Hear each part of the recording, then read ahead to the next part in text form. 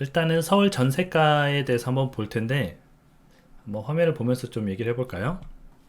지금 서울의 전세가 조금 많이 빠지고 있는데요. 그냥 흔히 말해서 좀 미친 듯이 전세가 빠지고 있다. 이렇게 보면 될 것 같아요. 1년 5개월 만에 1억 정도 떨어졌습니다. 서울의 전세 평균이 7억이었는데 지금은 이제 6억으로 내려왔습니다.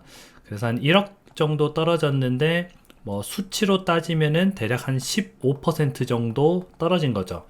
서울의 전세 가격이 1년 반 만에 한 15% 정도 떨어졌습니다. 집값이 상승하는 송파구 같은 경우에도 보면은 전세가 평균이 9억 6천이었는데 7억 7천으로 떨어졌죠. 이게 19.6% 하락을 한 건데요. 대략 20% 정도 떨어졌습니다. 우리가 서울에서 아니죠. 뭐 전국에서죠. 전국에서 가장 집값 상승이 지금 두드러진 곳이 송파인데 송파에서조차도 전세 가격이 20% 정도 떨어졌습니다. 그리고 전세가 하락 2위가 강동구인데요. 동쪽에 있는 곳인데 전세가 7억 2천이었는데 6억 6천까지 6천만 원 정도 떨어졌습니다. 그리고 2년 전에 많이 오른 곳이 지금 많이 내리는 중이다. 이렇게 보면 될 것 같은데요. 전세가가 아까 봤던 송파구, 강동구 이런 곳이 진짜 많이 올랐거든요.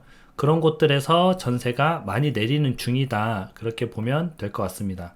많이 안 올랐던 지역은 많이 안 내리고 있어요. 예를 들어서 세종시 같은 경우에는 전세가 많이 안 올랐죠. 거기는 예전에도 1억 후반, 2억 초반 뭐 이랬었거든요. 평균적으로. 근데 지금도 그 가격입니다. 그러니까 여기는 뭐 전세가 안 올랐기 때문에 전세가 안 내리고 있는 거죠.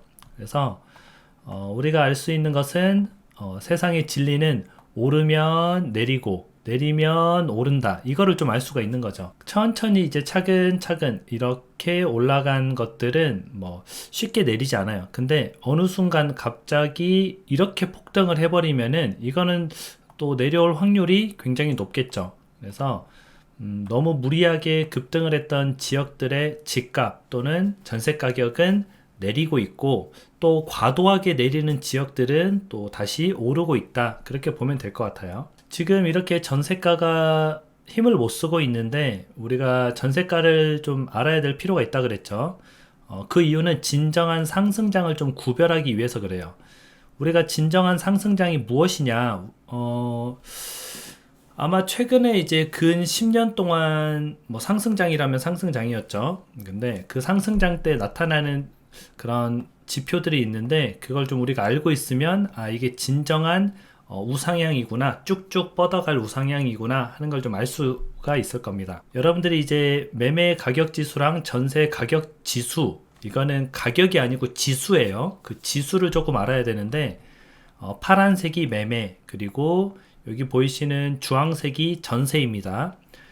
가만히 보게 되니까 매매 가격이 이렇게 올랐다가 여기서 오르락 내리락 오르락 내리락 하면서 이제 그냥 그럭저럭 위치를 잡고 있죠. 근데 전세 가격을 한번 볼까요? 전세 가격은 초반에는 그냥 변동이 없다가 갑자기 매매가도 오르지 않았는데 전세가가 오르기 시작합니다. 어느 순간 이제 매매가의 상승률보다 전세가의 상승률이 높아져요. 그래도 매매가는 반응이 별로 없습니다. 근데 전세는 계속 올라가죠. 쉬지 않고. 전세가 계속 이렇게 올라가다 보니까 어느 순간 매매가가 무섭게 따라오릅니다. 그래서 이제 집값이 폭등하게 되는 이런 현상이 나타나게 되는데 우리가 이제 전세 매매가 완전 똑같이 움직인다 그렇게 보면 안 되고요. 매매가를 움직이는 게 전세가인데 이 전세가가 움직인다고 매매가가 바로 반응하진 않는다. 근데 전세가 계속 이렇게 미친 듯이 폭등을 하게 되면은 매매가가 어느 순간 무섭게 따라오른다. 이러면서 집값이 폭등하게 된다. 과거에 보니까 서울에서 과거에 보니까 그런 모습을 보였구나. 그러면 서울 말고 조금 넓게 볼게요. 경기도 같은 경우. 우리가 이제 뭐 서울이나 수도권, 경기도 이런 곳들의 집값이 조금 전국의 집값을 이끌어가니까 그곳을 보면 좀 알기가 쉽겠죠. 경기도를 한번 볼게요. 경기도 같은 경우도 조금 비슷한 양상을 보이고 있죠. 매매가가 뭐 오르락 내리락 하면서 얼추 제자리를 가져가고 있지만 전세가는 어때요? 쭉쭉 오르기 시작하면서 매매가의 그 상승률을 넘어서고 계속 올라갑니다. 그러면 어느 순간 갑자기 밑에 있던 매매가가 이렇게 보면은 엄청나게 따라오르죠. 흔히 말해서 미친 듯이 이렇게 따라오르죠. 그래서 경기도 같은 경우도 그런 식으로 이제 상승장을 맞았었다. 이렇게 보면 될 것 같아요. 결국에 보면 2006년도부터 2020년도까지는 뭐 그렇게 드라마틱한 상승장이 아니었어요. 근데 2019년 말부터 갑자기 이제 드라마틱한 상승장이 만들어지면서 집값이 폭등을 했던 거죠. 서울도 다시 한번 보면은 2007년도부터 여기 2018년도까지는 뭐 비슷했습니다. 뭐 가격 차이가 뭐 그렇게 많이 나진 않았어요. 물가 상승률 대비 오히려 손해를 봤다고 볼 수 있죠. 근데 그 뒤에서부터 무섭게 치고 올라갔죠.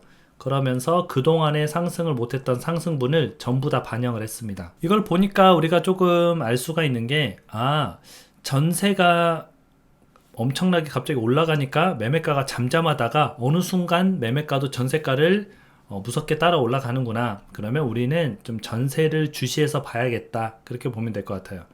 근데 뭐 최근에는 전세가가 계속 떨어지고 있죠. 그래서 지금은 전세가가 떨어지고 있기 때문에 그렇게 뭐 대세 상승장이다 보기에는 조금 어려울 수 있을 것 같아요. 물론 이제 과거랑 항상 똑같진 않겠죠. 과거랑 뭐 다른 양상을 보일 수도 있는데 지금 상황에서는 뭐 그렇습니다. 그래서 우리가 알 수 있는 게 전세가의 상승 없이는 대세 상승장을 맞이하기는 조금 어렵다고 보는 게 제 생각이에요. 제 개인적인 생각입니다. 결국에는 전세가가 높아지면은 사고자 하는 수요가 엄청나게 생기거든요. 예를 들어서 내가 전세를 5억 주고 들어가려고 했어요. 근데 이 집의 집값이 그전에는 뭐 10억 이랬습니다. 그러면 당연히 전세를 들어가야지. 나는 그 돈이 없는데 전세를 들어가야지. 이렇게 생각했는데 지금 전세가가 막 쭉쭉쭉 올라가면서 10억짜리 집에 전세가 뭐 7억 5천 이렇게 돼버려요. 그러면 고민을 하게 되죠. 에이, 그냥 조금 더 보태서 사버릴까? 대출이 지금 나오니까 지금 조금 더 내가 무리해서 살까? 이런 수요들이 굉장히 생겨나게 된다는 겁니다. 그래서 우리가 전세가를 좀 주의? 주시? 아무튼 주의 깊게 봐야 될 것 같아요.